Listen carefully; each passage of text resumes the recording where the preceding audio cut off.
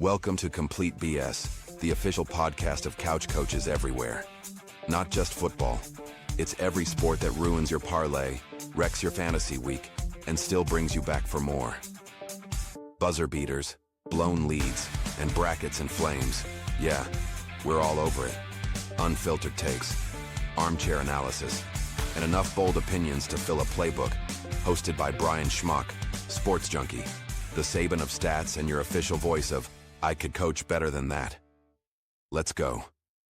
Welcome, Couch Coach Nation. If you're confused listening to this now and saying it's not Tuesday, we made a scheduling change to bring more information to you sooner. Our recap episodes will now be on Mondays, and our previews will come out on Thursdays. Friday, we'll have tailgate talk for you that'll bring quick information to get you ready for the weekend tailgates. Now, week 5 of college football, this is one that had been marked all offseason as must-see viewing. We had 4 ranked teams give us bonus football by going to overtime. In all, there were 11 games involving 15 ranked teams that were decided by one possession. Even if your team didn't win, week 5 gave us everything we wanted. September games are in the books, and we're turning our attention to October, and we'll really start to see some separation both nationally and within the conference. AV, did week 5 live up to the billing? Week 5 delivered, my man. Always does. College football always delivers, but lots of ranked matchups, big-time games that we were looking forward to. Most of them were exciting and close and overtime and big-time plays. I think it was the first weekend where all the games we were excited to watch were actually good games. Ole Miss, they beat LSU 24-19.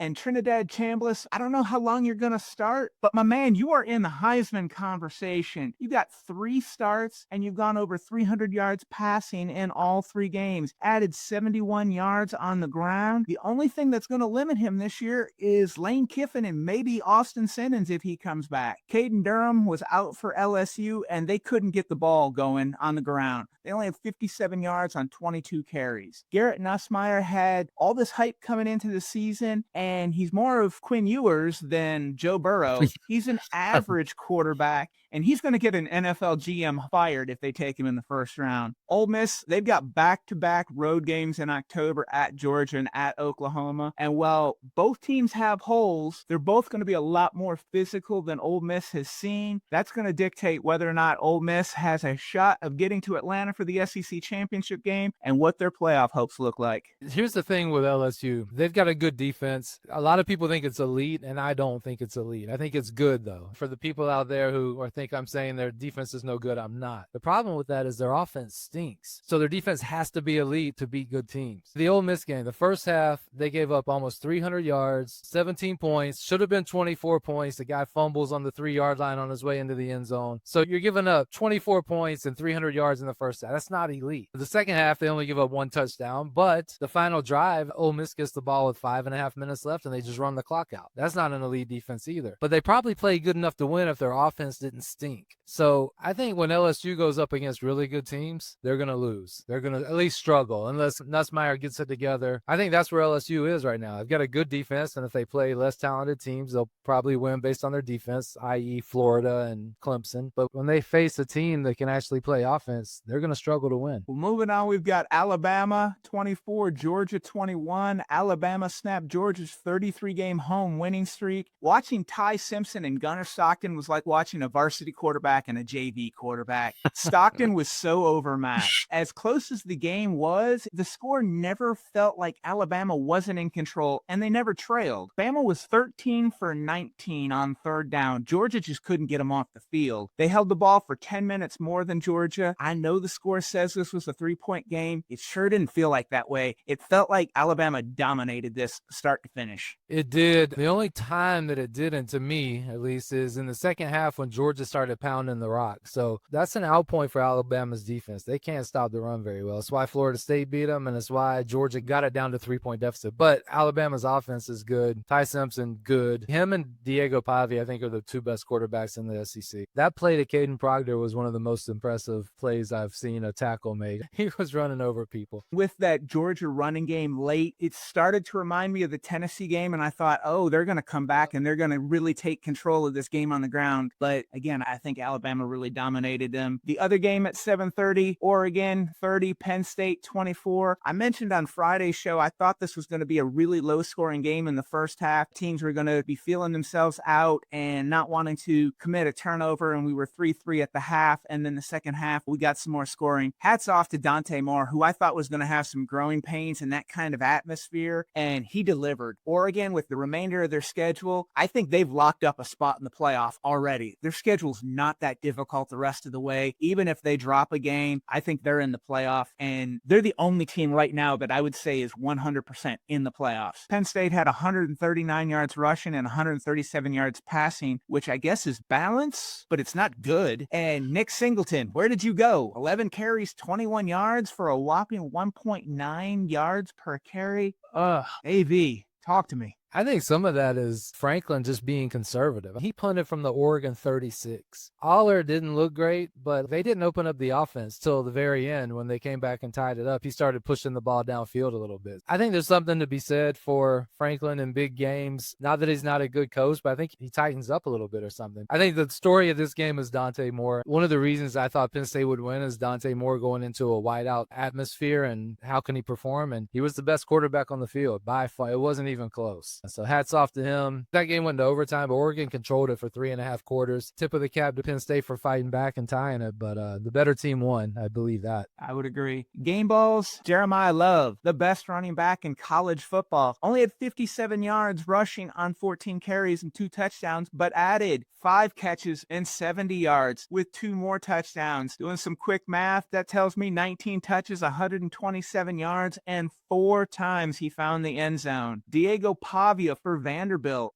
26 of 34, 321 yards and 5 touchdowns, but he also added 9 carries and 79 yards with a touchdown. That's a 400-yard game and 6 TDs. He's taking that show on the road next week to Tuscaloosa. Rematch against Bama, where Vanderbilt won last year. This is going to be an interesting game that we'll preview later this week. AV, you got a game ball? Yeah, I'm going to give mine to Ty Simpson. I talked about him a little earlier. I think the 2 games after Florida State, he was a combined 41 of 46 for 600 yards. He was 24-38 against Georgia, 276 yards, 2 touchdowns, 0 interceptions, ran for another touchdown. Throw Ty Simpson's name into that Heisman talk. If they run the table, it'll be because of him. Absolutely. So one of the things that came up this year is different players, teams, coaches that we've got questions for. And for me, Drew Aller, Andy Kolanecki, and ultimately James Franklin, I've got questions. Aller has completed less than 63% of his passes on the season. Of the 18 starting quarterbacks in the Big Ten, he's ranked 15th in completion percentage. 2 of the 3 below him are true freshmen. His 763 yards rank 14th in the Big Ten. He's got 6 touchdowns and 2 interceptions. This is a team that was set to go all the way this year. They had playoff experience. They've got the coaching staff. They've got all the players, potential All-Americans all over, and Drew Aller's holding you back. Maybe Kolanecki, maybe Franklin. There's a problem here with this offense. Give Oregon credit. They had a plan in place and they executed it, but Aller needs to play better. He was the senior quarterback in this game, and you got 2 weeks to figure this out. You go first road trip this season to UCLA, not a very good team,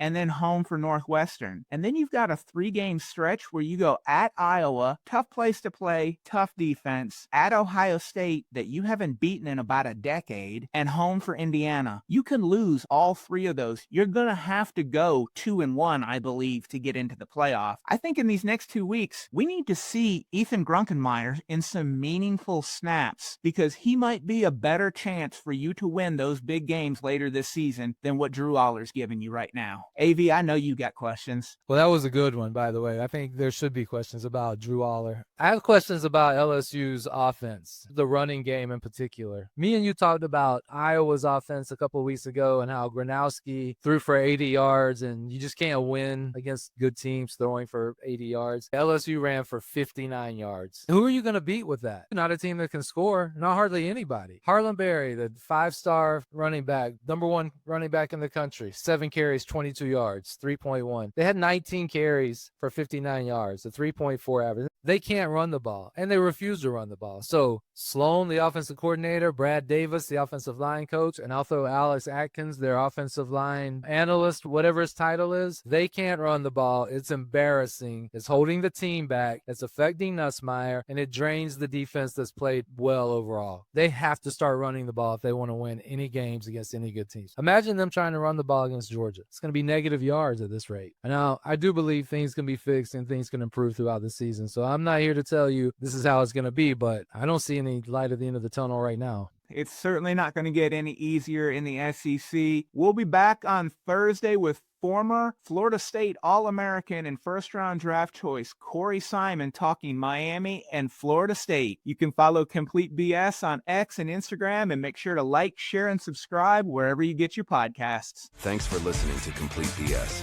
Be sure to subscribe, share, and follow us online. And tell us what you think of this episode. Use hashtag CouchCoachNation, and let's keep the conversation going.